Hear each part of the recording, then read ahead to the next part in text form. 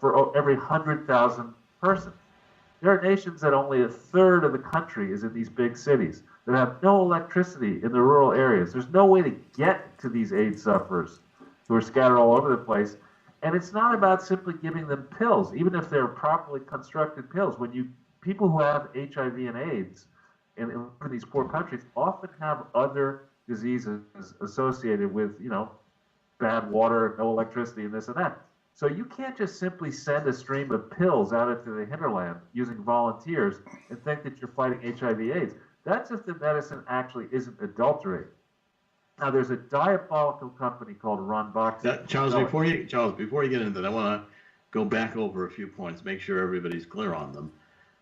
What you're saying, and I'm looking at some of the articles that I've published citing your work, is that first of all, you verified that Ireland's Charity Regulatory Authority, in emails sent to you, and this is going back now to 2015, October, the Irish Charities Regulatory Authority stated that the Clinton Health Access and the Clinton Global Initiative were not registered as a charity in Ireland. Is that correct?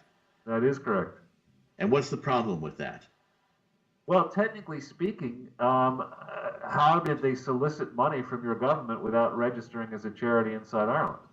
And more than that, they were also not registered as a charity in the United States to work in conjunction with the Irish government on HIV/AIDS. Is that correct? That's also correct. And these are not just are these technical violations? In other words, you can say, oh, I forgot to file the paperwork, but we're still a legitimate activity. Does that argument hold? No, I'll give you an excellent case in point. In our country, there's a former congresswoman named Corinne Brown. 5 days after James Comey let Hillary Clinton off the hook in 2016, in July, 5 days after that, our Department of Justice indicted through the book at Corinne Brown. Wow. She faced over 350 years in federal prison for operating a slush fund of only $800,000. And unlike Comey and unlike the Justice Department under Obama, they let the Clintons off the hook, but they descended on this black woman, 71-year-old woman, African-American woman, congressman, had been in Congress for 20 years, rushed her into court, threw the book at her, and she's currently serving 5 years in prison for an $800,000 slush fund. In Ireland alone, you're talking about over $100 million of money. No one knows where it went. My suspicion is that there are dirty Irish politicians who were involved skimming off some of this money. And, it could well be that the people who operate investigative services in Ireland don't want to investigate themselves. But, over $100 million just from the Irish people through their government went towards these illegal charities. And the Clintons had to know the charities were illegal, because what happened is, I have the correspondence in 2003 between the government and the Clinton Foundation that culminated in your government sending the Clintons €1 million at the end of 2003, when in no way, shape, or form did the Clinton Foundation have any authority to do any international work of any kind. Okay, now Charles, go ahead. I didn't mean to interrupt. I want to document this more thoroughly in more detail, but finish, please, your point. Sure. So the Irish government, somebody persuaded the Clinton Foundation that they needed to set up a separate subsidiary to engage in this work. And that subsidiary was created on March 24th, 2004 in Arkansas, called the Clinton Foundation HIV/AIDS Initiative, Inc. And in April, it filed an application, which we've never seen, to get federal tax exemption. There is no record available. We requested it. We've been denied it by the IRS and other ways. We'll probably get it now that there is an FBI investigation open into it. But there is no record that Clinton Foundation HIV/AIDS Initiative ever received the required authority at federal level to operate a charity. And that's just the first step in the United States. You also have to get authority in Arkansas and every state where you solicit. There's no record that they ever got authorized validly for that. But there are records in the Irish government files that you can find, and I've given them to Jerry, of reviews of the long history and relationship of your government starting in 2004, sending hard-earned taxpayer money to a fraud. Okay, now, And Charles, I want to detail some of these now, so that sure. we the Development Corporation of Ireland, which is part of the Irish government's Department of Foreign Affairs and Trade. It's known as Irish Aid. Said in the 2004 annual report, 2004, that Ireland has prioritized HIV/AIDS in its overseas development program. In 2003, the government of Ireland entered into a partnership with the Clinton Foundation HIV/AIDS initiative. This partnership forms a key component of our overall response, of Ireland's overall response to HIV/AIDS, which is embedded in advocating for a sustained and resourced response to HIV/AIDS, and that this should result in improving the coordination of resources and planning across government departments. Now, that led, and here the documentation you've given me here, and I'm looking at it right now, on July 9th, 2003, the government of Ireland announced it had signed an agreement with Bill Clinton, former President Bill Clinton, to donate $158.3 million to the W.J. Clinton Presidential Foundation for the purpose of purchasing HIV/AIDS drugs in Mozambique. Okay, the foundation at the time, however, had received an IRS favor determination letter only to build the Clinton Library in Little Rock, not to fight HIV/AIDS internationally, and was not registered as a charity in Ireland. Is that all correct? That is all correct. And for the benefit of American listeners to this, when I set up that fund to invest in Ireland and we produced an offering document, I learned the strict rules on disclosure in Ireland. Every sentence in an offering document, the strict Irish offering document, has to be backed up by evidence. And the problems in what you just described include the following. The charity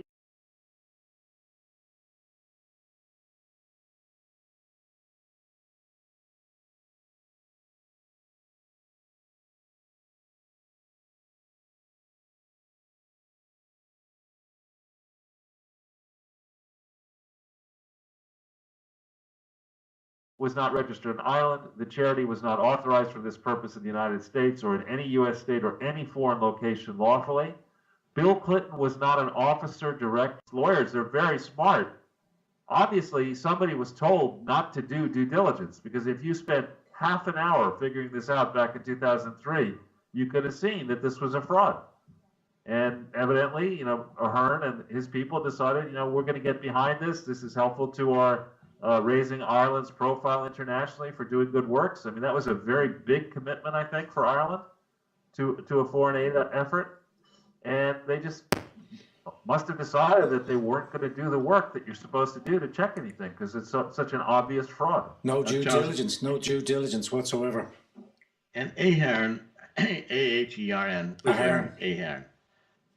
Bertie Ahern is, I'll just say that he's a somewhat controversial gentleman who became Taoiseach, which is, I suppose, the equivalent of being prime minister. Exactly. And I think he resign in 2008. He had a little bit of controversy following him around over his financial details and stuff like that, but I think he decided to step down. Yeah. Right.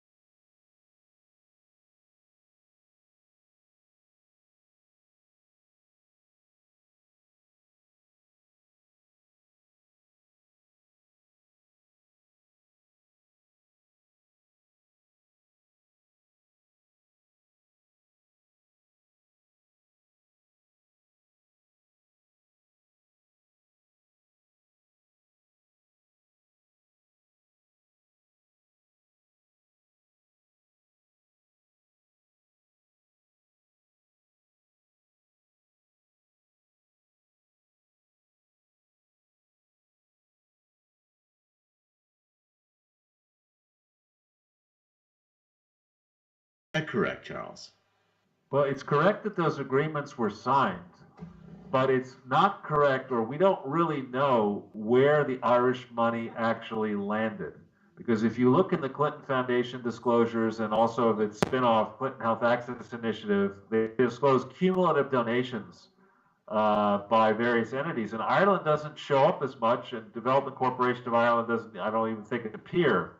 So I think what happened in those memorandums of understanding is they were announced with great fanfare, and then other routes were taken of sending the Irish money that I guess was procured from your treasury. It was probably sent directly to these governments. Now, to talk about the government of Mozambique and the government of Lesotho, I mean, you are talking about two of the most corrupt places on earth.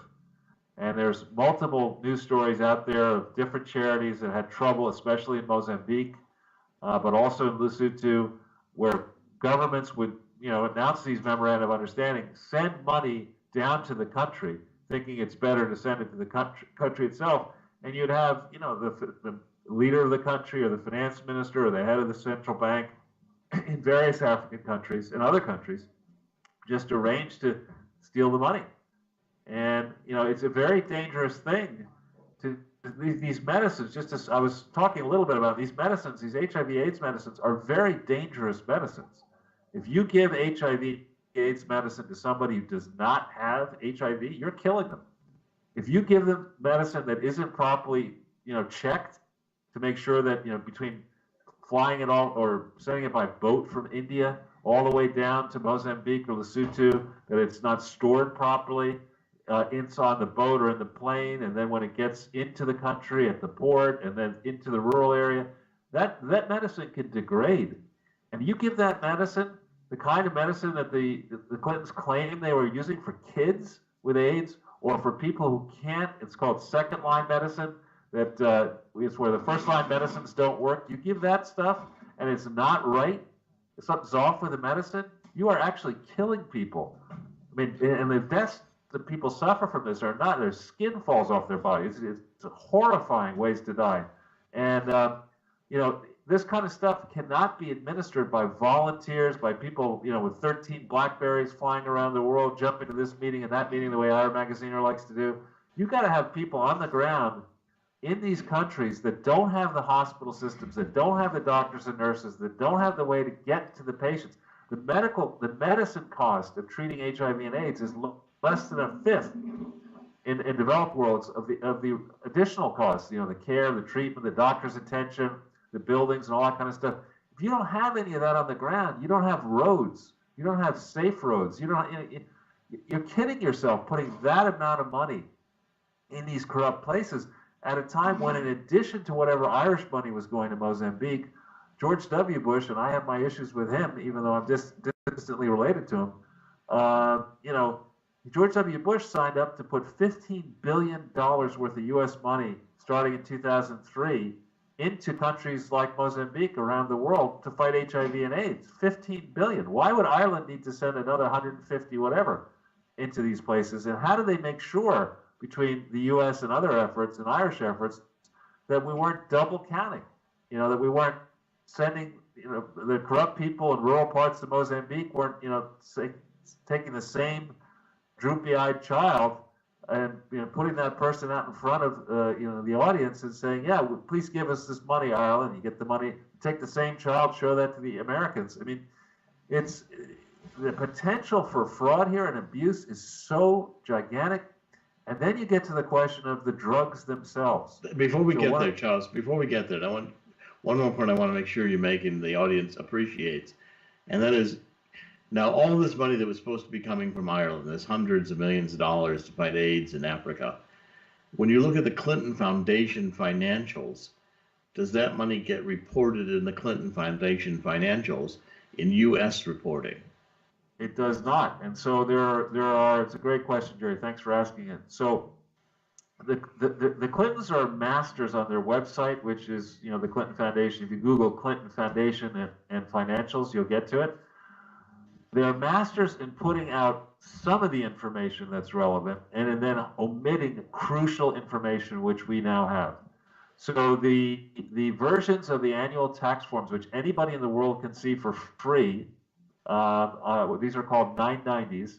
The versions of these tax forms that are on the Clinton Foundation website are not, in many cases, the real versions.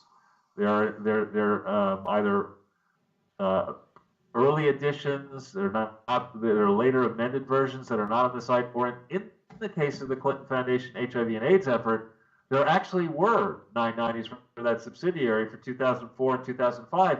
These are years when Ireland was pumping money for this purpose, supposedly, into fighting HIV and AIDS, in theory, through the Clinton Foundation, and no such amounts are disclosed. Indeed, for the entire period, 1998 through 2007, on the Clinton Foundation website and elsewhere, there's a line in their disclosures which says you're forced to tell the U.S. government, and if you fail to tell them properly, your tax returns can be opened up going all the way back to 98.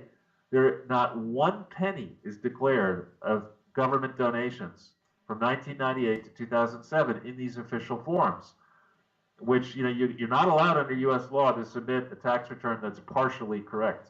It's got to be entirely correct. And if the IRS makes an issue of it and decides to, finds these errors, in this case, there's no statute of limitations. You can go all the way back. So there's no evidence that in the Clinton's official tax forms that any money from Ireland of this vast sum, 150 million plus, or what, even if it's only 70 million in the first period, none of that shows up in the Clinton Foundation filing. So where did it go? Okay, now, Charles, as we kind of transition into this issue of the, were the drugs provided legitimate, or any drugs that were actually going to cure anybody, and I want to go over your research on how the Clintons got the idea of the HIV/AIDS. Evidently, Bill Clinton attended a rally. It was, I guess, a conference, a World AIDS Conference in Barcelona, Spain, in 2002, July 2002, with Nelson Mandela. And at that conference, he was asked by the Prime Minister Denzel Douglas of St. Kitts and Nevis to help the Caribbean nations establish funds for the treatment of HIV/AIDS. Now, was that conference with Mandela in 2002 the origin of this idea that the Clinton Foundation established to create a library, presidential library in Little Rock, would suddenly take on the idea of HIV/AIDS? Is that where it got started? It actually got started before then. And it got started before then in two ways. The first way it got started before then was a lady called Sanda Thurman, Thurman, who was Bill Clinton's one of his AIDS advisors when Bill was president. She concocted the idea of creating this crazy thing called the International AIDS Trust in January of 2001. And she convinced Mandela and Blair and Bill Clinton to be honorary chairman of this International AIDS Trust, which raised about $1 million, over 90% of which came from Bill Gates' charity in 2001, with the purpose, it was basically improperly organized, this thing. So they raised money. There is a 990 available for this International AIDS Trust. It confirms everything I just told you. There's no evidence that the International AIDS Trust ever got the tax-exempt authorization that it needs under U.S. law to function. So it was liquidated, the International AIDS Trust, in, I think, 2003. So the first attempt, you could say, to get this thing off and running was stillborn.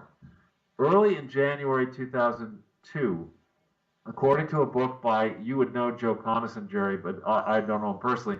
Joe is a left-leaning close friend of Bill Clinton. He's written multiple articles and books about Bill Clinton, defending Bill Clinton, et cetera. He wrote a book which actually is pretty well written and entertaining called, the name will come to me, Man of the World. And it's all about, I think the subtitle is The Further Endeavors of Bill Clinton. And in that book, it came out in September, I think, or October 2016.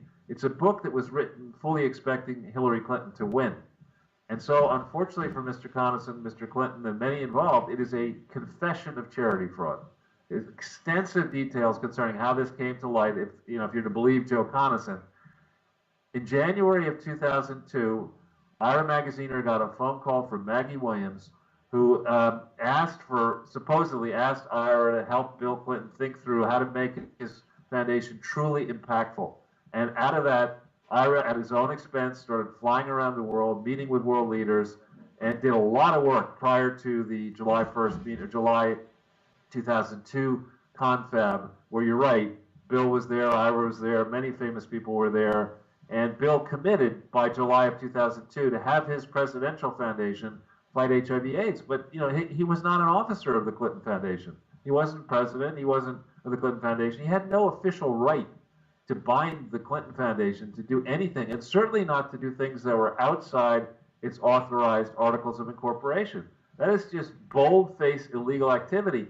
And in Bill, you could say, well, maybe he didn't know better. Well, how can you say that? I mean, Bill was a gifted student at Georgetown. He then got a Rhodes Scholarship. I don't think he ever finished that, and we don't know why that happened. But then he got into a great law school, Yale Law School, did well there, became attorney. He taught law in Arkansas, was attorney general. He was governor, he was president. How can you say this guy wouldn't understand basic corporate and nonprofit law? You cannot start telling some foundation what to do just because your name is on it. And Charles, also, if people contributed to this foundation, like the Gates Foundation or Ahern and the Irish Development Corporation, etc., do you bear any responsibilities as the contributing foundation for their shareholders and board if what you contribute to is a fraud?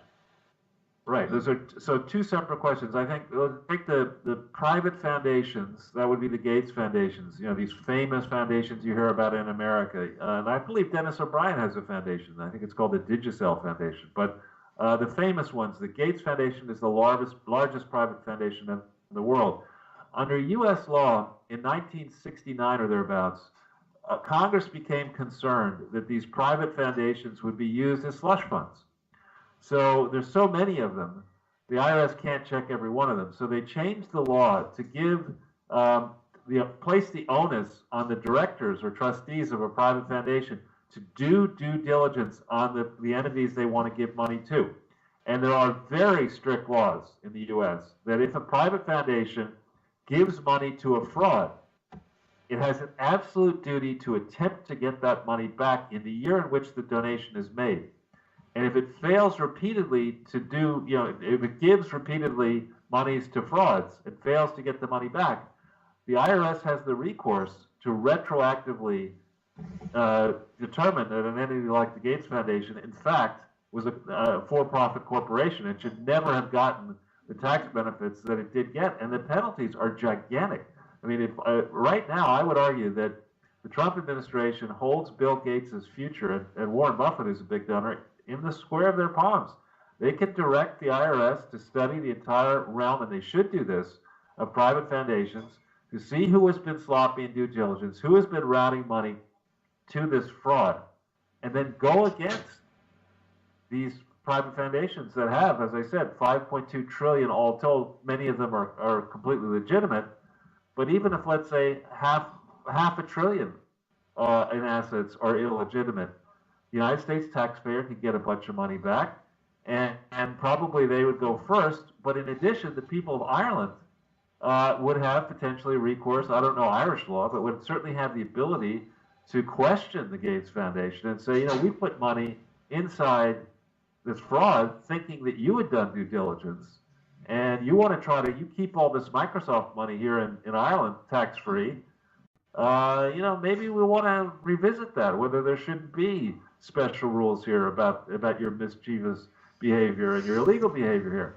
And so, Jerry, there's a tremendous exposure for the private foundations. Now, for the governments, I think what you're talking about, the recourse here is at the ballot box. I mean, how in this country, when I went after GE, that was actually, if you think about it, it's more a left-leaning thing to do than a right-leaning thing to do. But I'm just against fraud. When I went after the Clinton Foundation, I found myself spending a lot more time on progressive radio with this great lady, Yatrice Lead, and even on WBAI, which I would guess, Jerry, you've not been on WBAI. No, I have not. No, I don't think so. But one of the things that is really true. If you take a little kid and you explain to a little kid what damage can happen, that people can pretend that charity is actually doing good when instead it's distributing medicine that's killing little children in Africa. You know, a 6-year-old kid will say, you know, that's wrong. We should punish these people. And so one of the things that is unifying, I think, this fight against the corrupt cronyism and establishment in both parties is the notion that charities must be operated lawfully. And it doesn't matter whether you're a Republican or a Democrat. You cannot serve inside a charity and fail to discharge your primary duties of loyalty, care, and obedience to the law to this charity to make sure that it only does what it's supposed to do, and that is operate a research center and a presidential archive in Little Rock. That's all it was supposed to do. It wasn't supposed to have offices anywhere other than Little Rock, Arkansas. And yet this thing just went crazy all over the world. Including Ireland. Especially including Ireland. Now, as we get into the defective drugs that were produced out of India, a company Ranbaxy, why don't you explain who Ira Magaziner is and what kind of a role he played on the Clinton Health AIDS Initiative? All right, so Ira Magaziner is a fellow who met Bill Clinton. He was a year behind him when Ira was a Rhodes Scholar, who also strangely did not fill out his 2-year term as a Rhodes Scholar in Oxford. But the two of them met there. They stayed friendly. Ira became a strategic consultant. Ira, did very well for himself. He's quite very proficient with technology.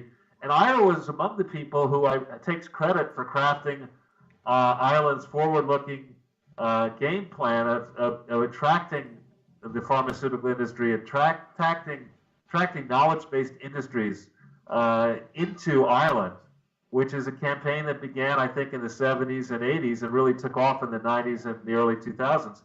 Ira really can rightly take credit for that. But the problem with Ira Magaziner is he is sloppy as hell. You can see this in the public filings. His name is all over fraudulent declarations made in the United States of America and around the world. His signature is on these documents. And he's a smart person, so he can't, he can't have done this by chance. He has knowingly been engaged in perpetrating one of the largest frauds ever attempted in history, operating this Clinton Foundation for purposes it's not authorized for, sucking up hundreds of millions of billions of dollars from governments around the world to go into the slush fund that was never the one that the Jerry's talking about now was operated out of Boston, actually. First Quincy, Massachusetts, but then Boston. He has never done any of this paperwork properly.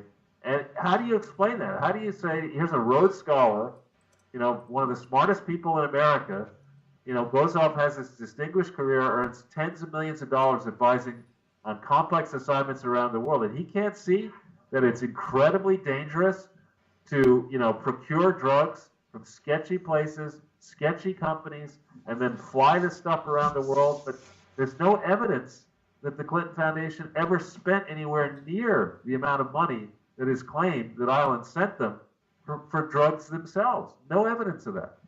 And they got involved with this company in India called Ranbaxy, Ranbaxy, Ranbaxy.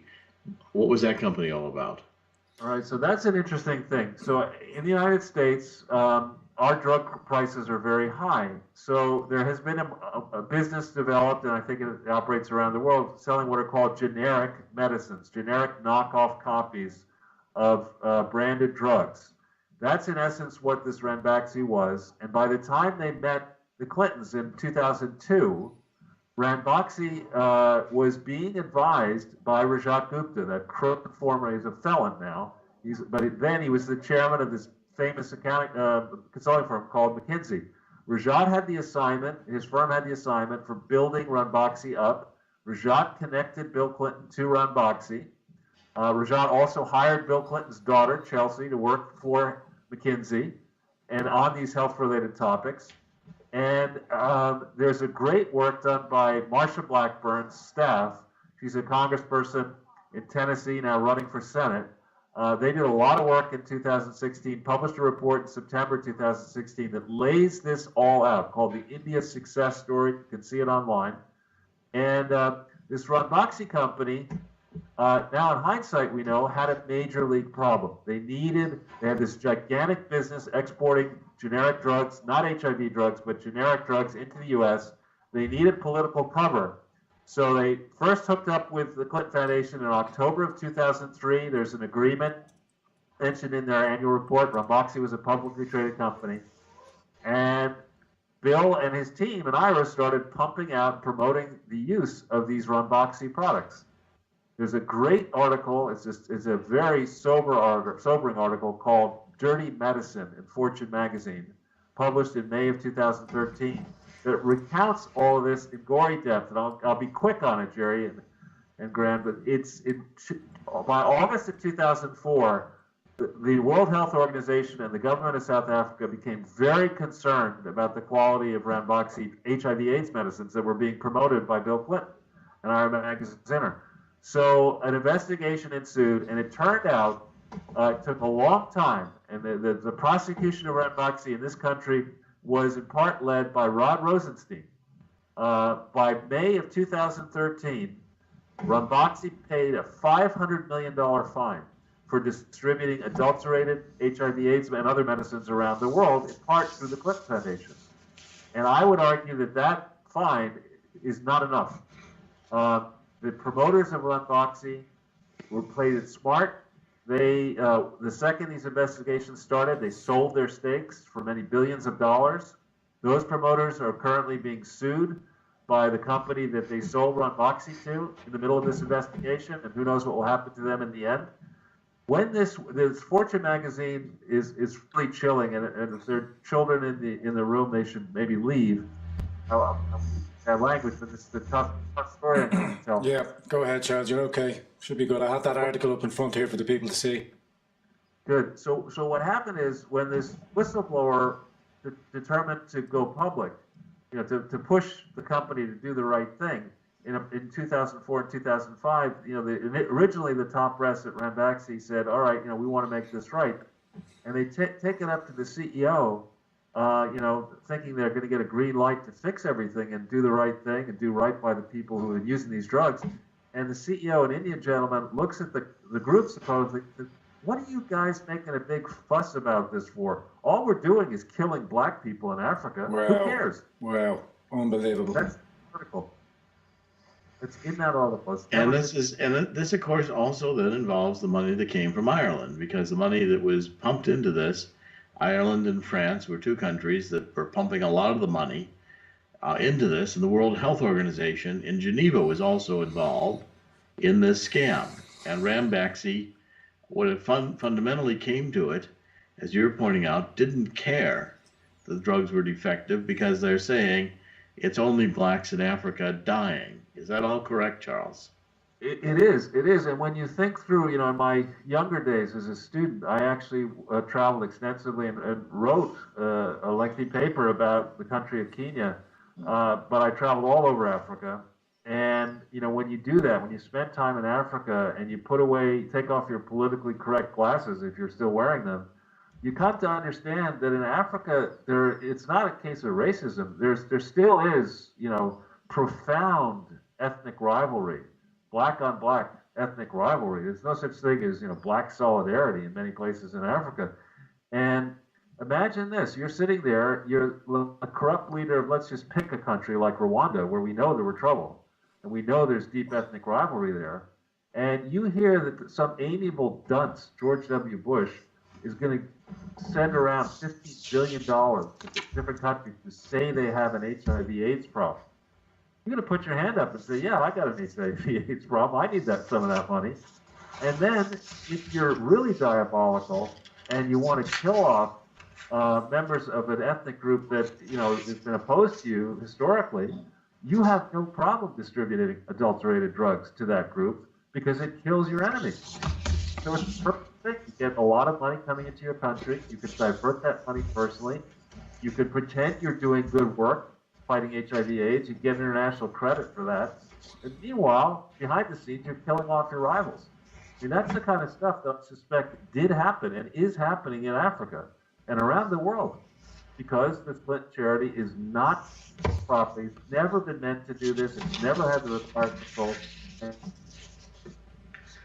All right, well, Charles, let's shift grounds and talk about Haiti, because I think Haiti's another major part of the Irish scam. And Absolutely, Dr. uh, Corsi.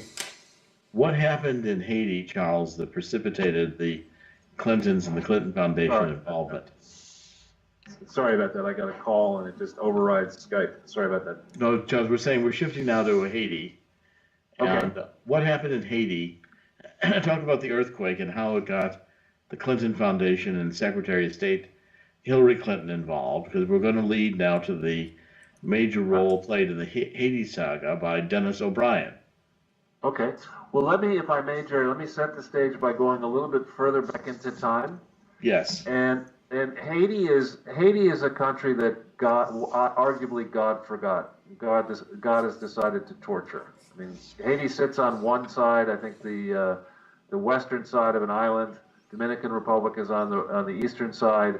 Dominican Republic has managed to make a go of it, and Haiti has just never had a chance, it would seem.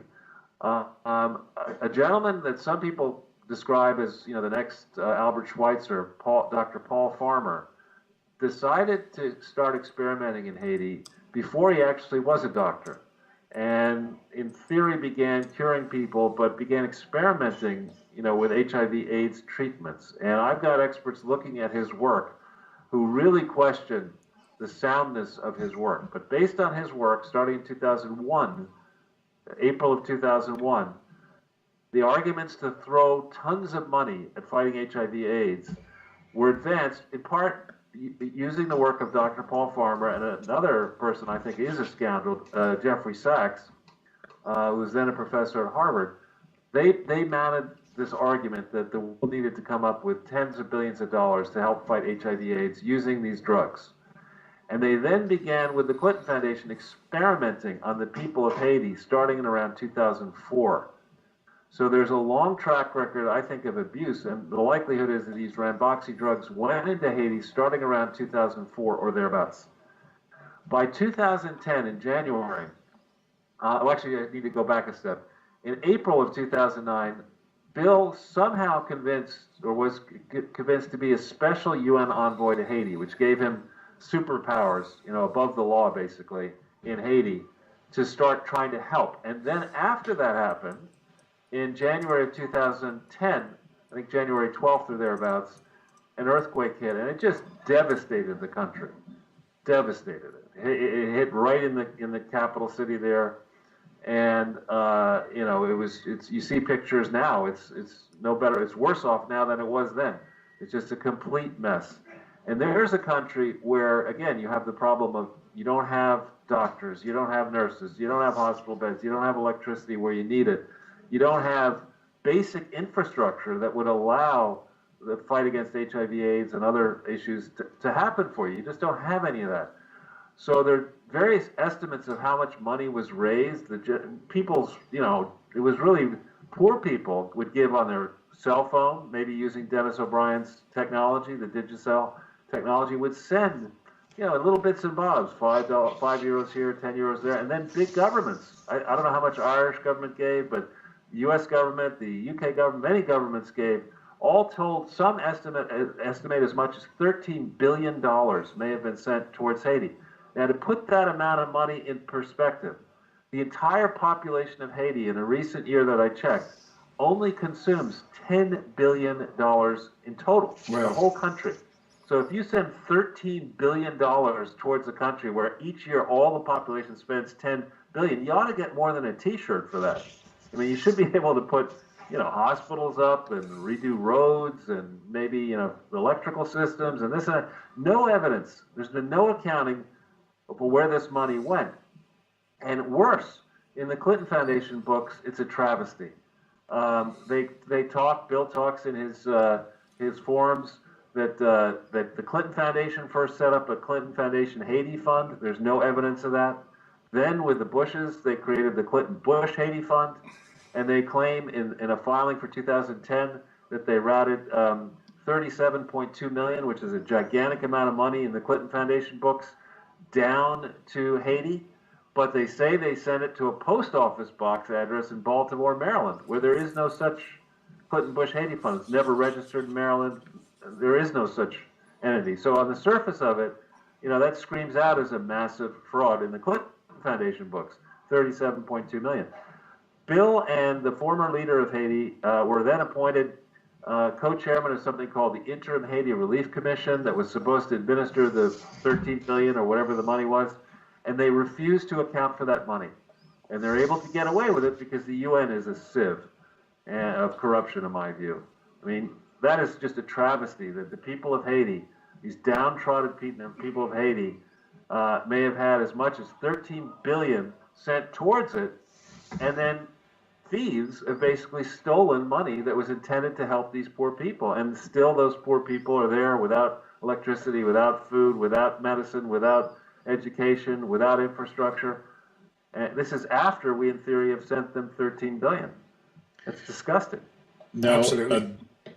And Digicel now, O'Brien, Irish billionaire Dennis O'Brien, owns Digicel, and it's incorporated in Bermuda. And it provided the phone service, mobile phone service in Haiti.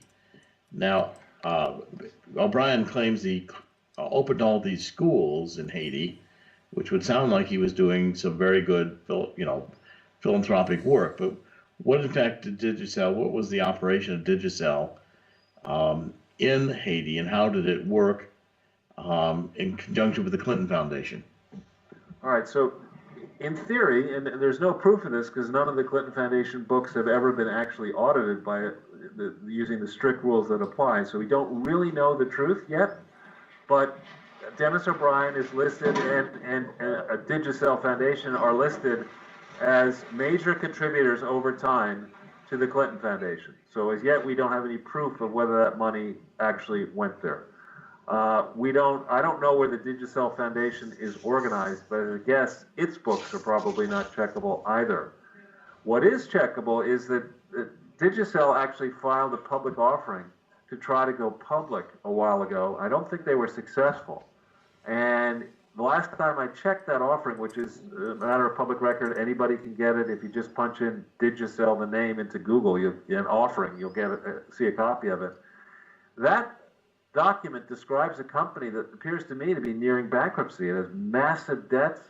Its financial statements are horrific. And it's difficult to understand why it's in poor shape, because another source is on the U.S. records. You can get records of how much money the International Finance Corporation or something like it has advanced to Digicel to build out its networks. Typically, they operate in these very poor countries like Haiti, the Caribbean, the South Pacific, countries, Papua New Guinea, I think, might be another one, but countries where they're far-flung countries that don't have the infrastructure, and where instead of building out a wired network, you build a wireless network. And why would you pick a place like Haiti for that? Because you can use these Digicel phones to wire money and send money over your phone, and you can collect fees for doing all that. So, this to me, the whole Digicel financial statements, the relationships with the Clinton Foundation, let's assume for a second that Digicel is entirely legitimate and the Digicel Foundation is entirely legitimate. Well, both of those entities have problems if they were indeed routing money to any Clinton Foundation entity, because not a single Clinton Foundation entity is a legitimate charity. And if you're the Digicel Foundation claiming you gave to the Clinton Foundation, but it's a fraud, you got a problem with the Digicel Foundation. In Bermuda, I don't know how the tax laws work and the regulation would work of an entity engaged in fraudulent activity around the world. But, I would guess there could be issues in Bermuda. Well, Charles, here's some of the background here is that Digicel won the what they call the Toko Toko mobile system, which means pocket money in Creole. And the USAID Food for Peace program, which was under the direction of State Department Cheryl Mills, who was the attorney and chief, one of the top advisors for Hillary Clinton, chose the Toko Toko system to make money transfers from this USAID Food for Peace program. When Haitians used the system, they paid O'Brien's company millions in fees. They also became users of O'Brien's Toko Toko system. So by 2012, Digicel had 77% of the Haitian mobile phone market, a rise fueled in part by the fact that it was a digital bank supplier. From April 2011 to March 2012, and this Peter Schweitzer's research documented as well, Digicel's revenues increased by 14% and its subscriber base by 27%. By September 2012, Haiti overtook Jamaica as Digicel's most profitable market, and O'Brien granted himself a $300 million dividend from the company. So Right, well, it sounds like that was a very profitable relationship with U.S. aid worked out through Cheryl Mills and Secretary of State Hillary Clinton, with Bill Clinton in the background, serving on this Haitian committee, deciding how all international money coming to Haiti, including U.S. aid money, would be spent. well, what you described there is massive fraud. It's called the technical crime is inurement and corruption. I mean, this is, we have it in the U.S. currently. I don't know how much your visitors, your listeners are aware of this. We have criminal cases going on against Paul Manafort, who was briefly the campaign manager for Donald Trump, in which Manafort is accused of maybe collecting, say, $20 million. Under U.S. charity law, you are not, if you're a significant donor, you cannot, which the Digicel people were, you must disclose any what is called private gain. And private gain is not simply financial gain. It's any edge or advantage, competitive break that you get by associating yourself with a charity. All of that has to be disclosed. And if the cumulative private gains are more than $1,000 for the charity over its life, normally the IRS will look at this and say, that wasn't a charity, it was a business development exercise. You said you were doing good stuff in Haiti to get your $300 million dividend and to increase your position inside Haiti and other countries. This charity has been operated as a business development arm of Digicel. We're going to tax the charity, we're going to disallow the donations, we're going to demand the tax benefits back with penalties and interest, and you got to refile all your paperwork. But absolutely not. If it is the case, as Schweitzer alleges, and Peter is a very smart man with a great team behind him, if it is true that by associating himself with Haiti, that Dennis O'Brien managed to build the franchise value of his Digicel operation so dramatically as to give himself several years after $300 million, and not only does he have a problem, and not only does the Clinton Foundation have a problem, but Hillary Clinton and Cheryl Mills and anybody associated with that decision have massive problems, because that is egregious corruption.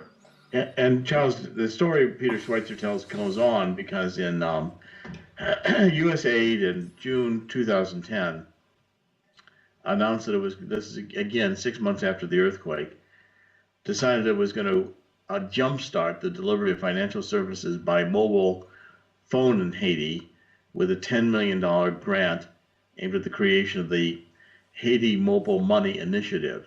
Only 10% of the people in Haiti have bank accounts. This is the problem. The idea was that this Haiti Money Initiative was funded, it was formed as a partnership between the Bill and Melinda Gates Foundation and the U.S. government through USAID. The idea was that this Haiti Mobile Money Initiative would offer prize money through the fund to encourage money service providers to develop rapidly a mobile money transfer system operating throughout Haiti. Now, this program was going to be implemented. They had on January 11, 2011, USAID and the Gates Foundation announced a $2.5 million award to O'Brien's Digicel from the Haiti Mobile Money Initiative funded by Bill Gates and the USAID to launch a mobile money service in Haiti, and through this Toko mobile service. Now, when they fully developed this, only 60,000 people in Haiti actually used mobile phone applications to transfer money to friends and relatives internationally or within Hawaii or Haiti, or to pay bills or transact business in a country of 10 million.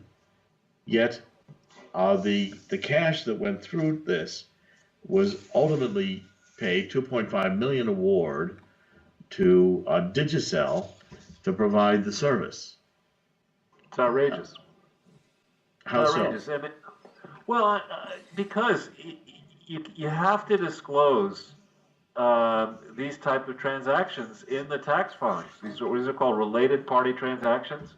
So where a significant donor, i.e. the Digicel Foundation and Dennis O'Brien, derives a financial benefit, really any benefit, through the operation of a charity, that must be disclosed in a timely fashion in full on the charity's filings, so that the IRS can determine, is this really a charity or is it a business development scheme, which it certainly appears to be. And so, things like this are outrageous. They're measured for materiality against the size of the Clinton-Bush Haiti operation, which was very small, actually. So when you look at those Clinton-Bush Haiti filings, which of course are not on the Clinton Foundation website, but you can get them. It's a left-leaning group, which doesn't bother me either way, but it's called ProPublica, the nonprofit explorer. You can get information on any American charity through that, and you will find information on the Clinton-Bush Haiti charity through that, or alternatively in the New York State filings, you can get them. And, that award of $2.5 million should have been disclosed. Well, also then in February 2015, Bill Clinton joined Dennis O'Brien, and they opened this 175-room Marriott hotel in the Turgot area of Port-au-Prince, which is an area that was, more of a tourist area. Now, the Marriott Corporation had the Marriott Corporation press release said on the hotel's opening noted that a development company owned and established by Digicel managed the design and oversaw the building of the hotel, with Digicel owning the hotel after investing $45 million in the project.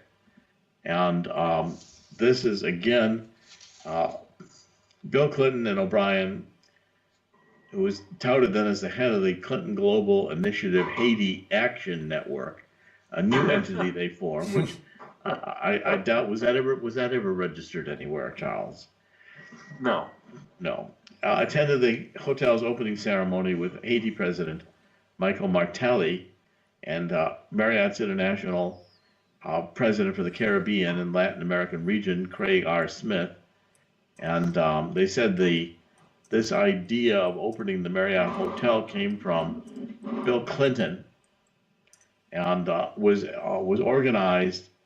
They'd arranged behind the scenes what was little noticed in the opening ceremony press releases was that the funding from the World Bank, the Clintons arranged behind the scenes to help subsidize O'Brien and Digicel and the construction of the project, amounted to something like $26.5 million in financing that the World Bank had arranged to provide to Digicel, and it was developed. The loan was syndicated with the Netherlands Development Finance Company, a private sector development company bank in The Hague, known as the Dutch Development Bank, operated under the supervision of the Dutch Central Bank. So how would you interpret all of that, Charles? Well, I think the World Bank should fundamentally be disbanded. It's never been properly supervised. And in this time frame, I believe the chairman was a man called Jim Kim. Are you there? Yeah. Yes, I'm right here. Sir. Yeah. Jim Kim, who founded Partners in Health with Dr. Paul Farmer and worked in the illegal Clinton HIV/AIDS operation in 2004 as a top medical advisor. And he then became head of the World Bank, doling out all these, many, in this case, 20-odd million or whatever it was, but, around the world, billions of dollars the World Bank has the ability to give to these suspect projects. So the notion that Haiti really needed, to do an upscale hotel as a way to lift itself out of the dire straits they were in, rather than building hospitals and roads and power plants and stuff like this, is laughable. It's absurd. And this also would fall into your category of enormement, where there was personal gain coming from, developing this hotel, exploiting the earthquake and the misery of the Haitians as a project to develop Haiti, when in fact, what did the hotel accomplish? Right, and to put that in perspective, the Clinton-Bush Haiti Fund, the entire exercise of money raised through 2010, 11, and 12, I think if you add it all up, is less than $100 million. Jeez. Slightly less than $100 million. So, to have one hotel, that project that may have enriched Dennis O'Brien enormously, you have to measure that gain against the size of the Clinton-Bush Haiti Fund. And of course it's material, and of course none of these relationships are disclosed in the Clinton-Bush Haiti Fund public filings, which is a special problem, because in 2010, who do you want to guess was an important donor to the Clinton-Bush Haiti Fund? Who do you have in mind, Mr. O'Brien? President Barack Obama. President Obama. Out of a portion of his Nobel Peace Prize winnings that were sent to him, the trustees of the Peace Prize Fund wired a couple hundred thousand, I think it was, towards the Clinton-Bush Haiti Fund before it was lawfully organized. That in of itself is another problem, but a small problem. But no, this is, when I first got in touch with Jerry long back on this, the reason I was interested in this is it's an example. You can use the diabolical track record of the Clinton Foundation, pointing out all of its flaws, to help people understand how not to run a charity. It's a perfect bad example. Pick any law that matters, and this foundation has likely broken it. Well, and the people of Haiti, through this period of time with the Clintons involved and O'Brien, did their economic condition improve after the earthquake, or what's the population of Haiti like today, given all this money that was supposed to go to charity in Haiti? Are the people better off? They're not better off, and there is a diaspora of people, of Haitians living outside Haiti, many of them in America, who regularly protest in front of wherever the Clintons go, they protest. They hold street demonstrations, and they should, because what these people do, they're like, and I don't know what the right animal that would come out, when there's, what do you call a buzzard? Somebody dies on the street, and the buzzards come out, and they steal all of the medicine and the money that's supposed to go to the people who are truly afflicted, and then they go to all these gala parties around the world and give themselves awards for being corporate good citizens. I mean, it's really disgusting behavior, and it's even more disgusting that people are asleep and falling for this baloney. I mean, you can see all that I'm saying, all that Jerry and I are talking about is in the public record. You can find much of what I've said is on my website, but you can see for yourselves what we're talking about here. And what is your website? What is your website, Charles? It's CharlesOrtel.com, Charles. I'm bringing up some of the articles as you're relating them to them, guys. I know I'm staying quiet, but I'm bringing up the appropriate sourced facts as you speak. Yeah. And Charles, the people of Ireland listening and understanding how the HIV/AIDS scandal in Africa, the defective drugs by Rambaxi, the Haiti situation, and Dennis O'Brien's involvement with Digicel, and the money made out of Digicel and all these phone money transfer systems. What should the people of Ireland do? I mean, what would you advise the Irish people to do, knowing and being able to document that what we're saying today is true? Well, our country began as a colony. America did. Obviously, I was not around then, nor was Jerry. But, it took Thomas Jefferson and some brave people who were in the main rich. And at the time they rose up, and I'm not advocating a violent revolution here, but I think it is past time, for the people of Ireland to see these truths for themselves. Look with your own eyes. Nobody in Ireland is in favor of sending tens of millions of your hard-earned taxpayer money towards a crooked bunch of thugs in our former president, Bill Clinton, and his allies, while you continue to lose your jobs and suffer under a system that doesn't seem to be working well, run by these very same people. I understand that in Ireland, the voter turnout levels are very, very low. So the status quo, as we found with Donald Trump's election, the status quo can be changed if the silent majority, and I used to be a member of the silent majority, I said nothing publicly about politics until August of 2007, when I began to talk about the problems with General Electric. So for a long period of time, I didn't participate. It's time for the people of Ireland to listen to these experts, to see the rubbish that's coming out of their mouths for what it is, rubbish, stinky rubbish, and get to the bottom of what has been going on here. Get your money back. You have an ability to get this money back from Bill Gates, from other foundations. There are paths that you can do. You need to stand up and speak up and get out and remove these crooked politicians from office, as Donald Trump took a first step in the presidential election. You see in America how long it takes. Our country's very big, and we spend $6 trillion a year on government, which is an absurd amount. You see how long it's taking him to get the rot out of the American government. It's going to take time. You got to win elections. You got to put people in, honest people who maybe haven't been involved in the political process before. You got to get them together the way you're doing this now. Get out to the polls. Hold your politicians accountable. Get into power, and once you're in power, you launch the kind of investigations that you're going to see happen in the United States that will expose all this. And you're going to see it in many other countries. It's time to rip the rot out of government and let the people stand in control of governments in Ireland and other places around the world. Another thing I would say, I was on Bloomberg Television, I think in 2011, with on an Asian program, talking about the mayhem in Europe, and I was, I think, the first person to suggest that Germany should leave the EU, because I think the EU is a failed experiment. I actually think Ireland would be better off outside the EU. And yeah, I agree. I totally agree with you. Yeah. Well, Charles, I think that about covers it. I mean, Grand Torino, do you think we've covered the issues pretty thoroughly? Oh, I think you touched on some of the more important ones. Thank you very much for that. I think you did a great job there.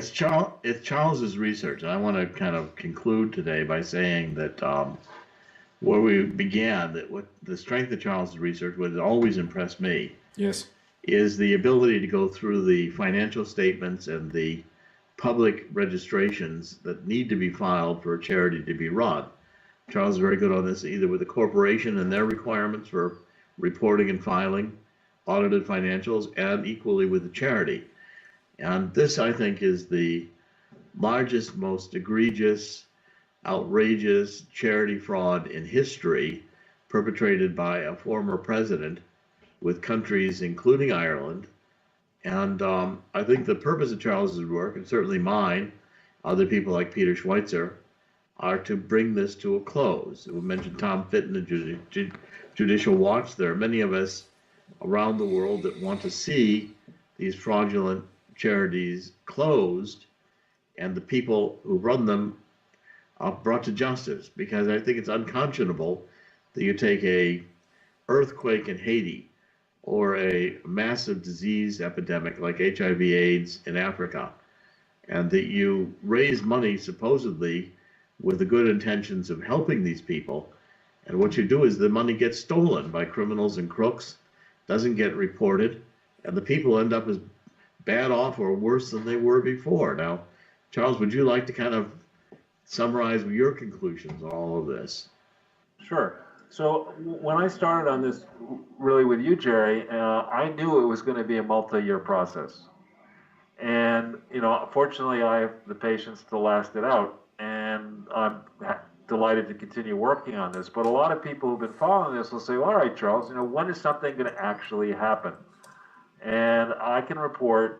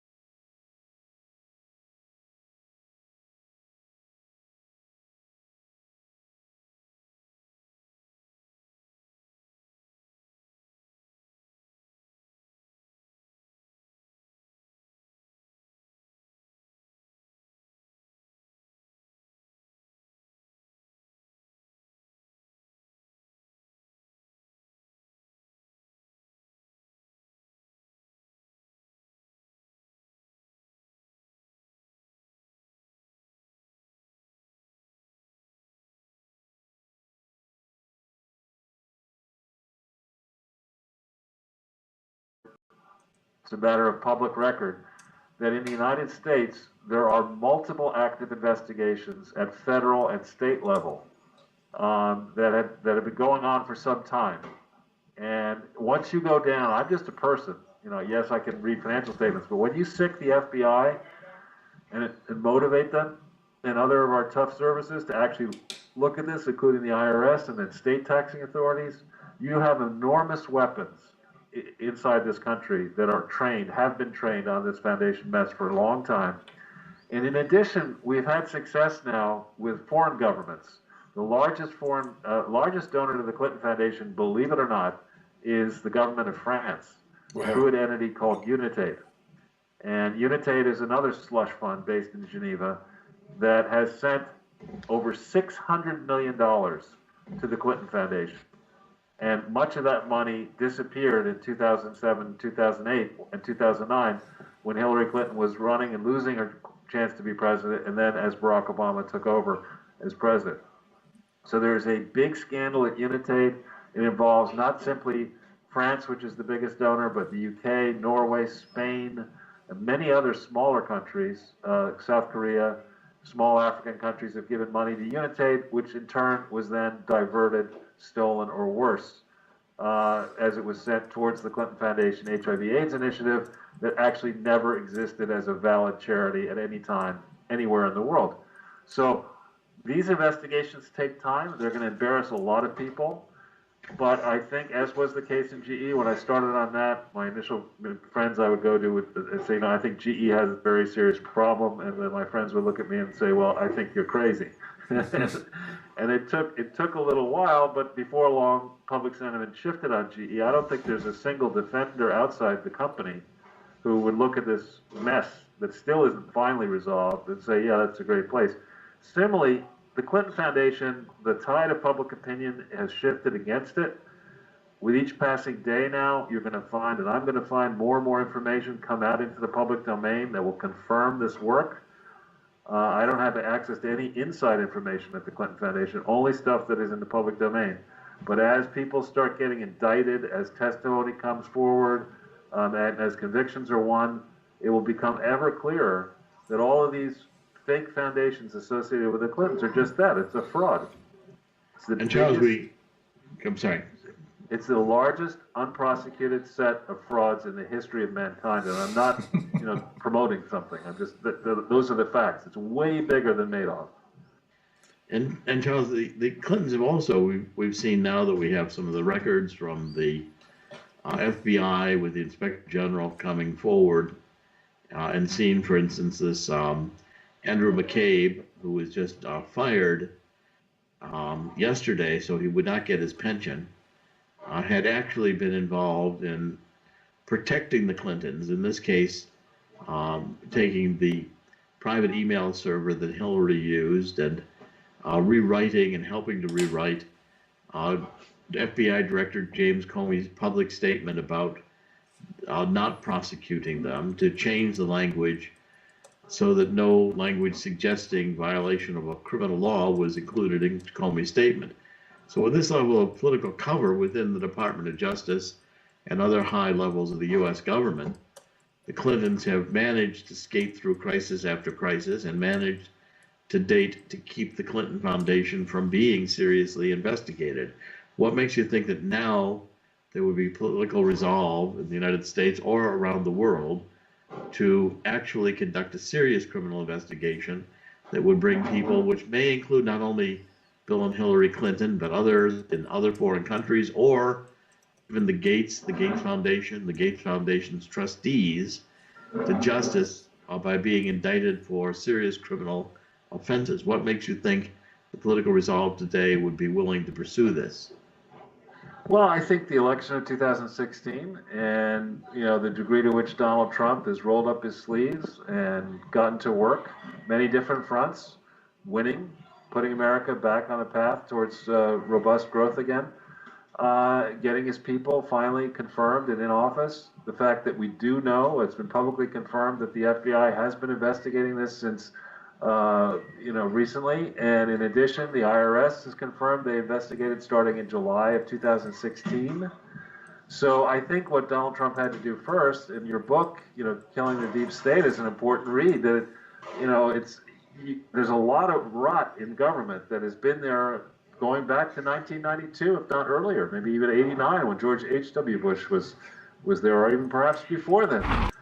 We've set up an apparatus, that's extra constitutional, that's working through the NSA, the CIA, the FBI, and other ways to above, any kind of oversight. And it's going to take some time to rip that out and hold people accountable. But Donald Trump has begun doing that. The firing of McCabe is very important, and I think you're going to see now that that Donald Trump is there to stay and has staying power. You're going to see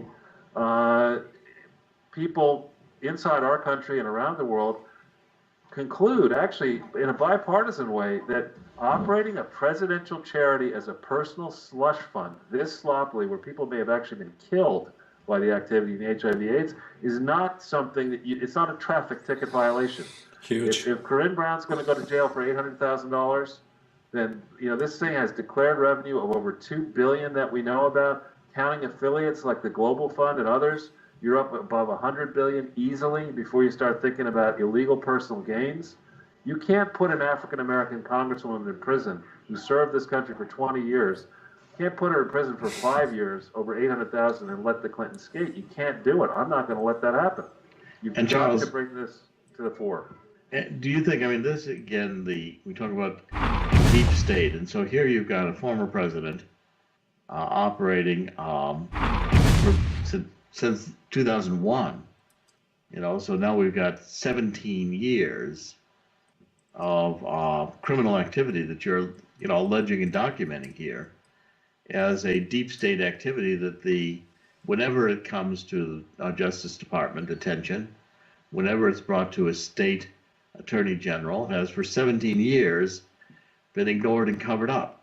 So the Clintons have been able to operate, essentially outside the law, outside the law criminal activity that has been fully known by anyone who dared to take a look, and never brought to justice over it, but setting a model for where now we can have the Obama Foundation, which appears headed down the same track, with a library that's unquestionable yet as to whether anything is going to be contributed to the library from the presidential records, or what this foundation is going to declare as its next purpose to go off and raise money.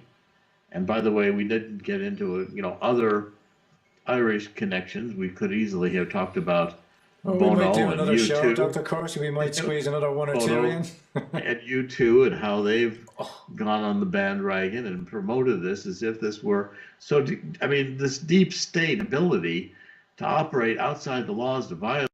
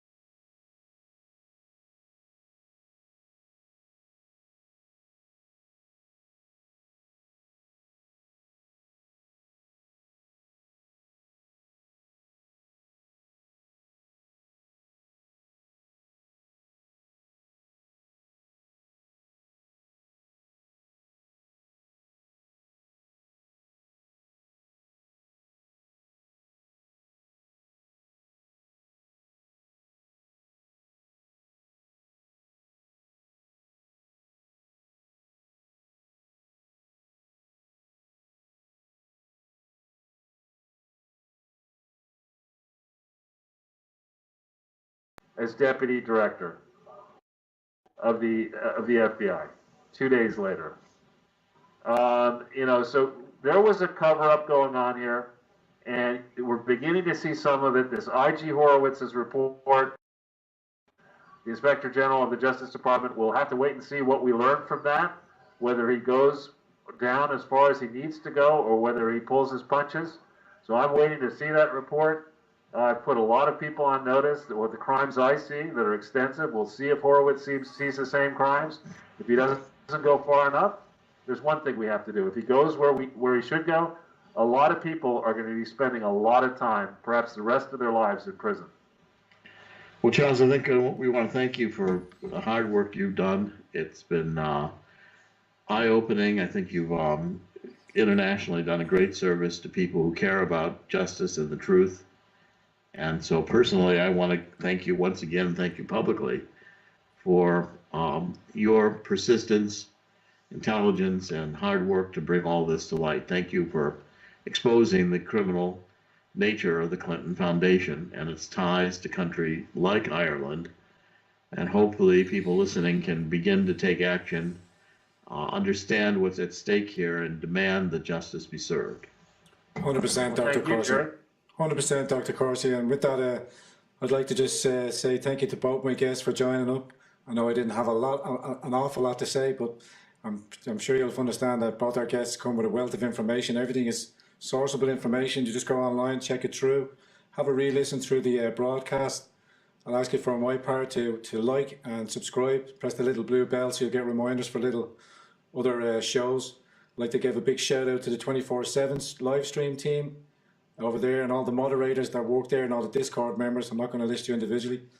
And I'd also like to say to my Irish viewing audience that you can look into these sourceable information. You can check this out for yourself because there's a lot of startling changes about to arrive on our shores that we need to be prepared for and aware of.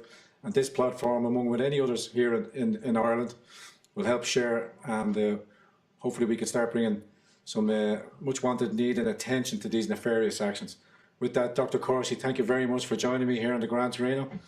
I'd also like to thank Charles Ortel for his sterling work, and I'd add my public admiration for his work and all his transitional work. I've seen him through all the shows, through Alex Jones, through Lionel Nation, and I'd also like to push people towards Dr. Corsi's show on YouTube. I was going to say RTE on the YouTube. That is Coffee and Freedom. Look out for that show. Wonderful shows. That's with Pammy and Brainstorm and all the wonderful researchers there at the Discord. And with that, guys, thank you very much. Thank you very much for this interview. I think this is going to be hopefully this will go down as one of the first movements into shaking the grip of a very insidious and nefarious cult that seems to be dwelling amongst us. Thank you, Dr. Corsi, and thank you very much, Mr. Charles Ortel. And thank you for presenting the opportunity to bring this forward and the courage to get this out there. And we greatly appreciate your efforts as well. Thank you, sir. I appreciate that. Thank you. Take care, sir. Talk to you all soon. I'm going to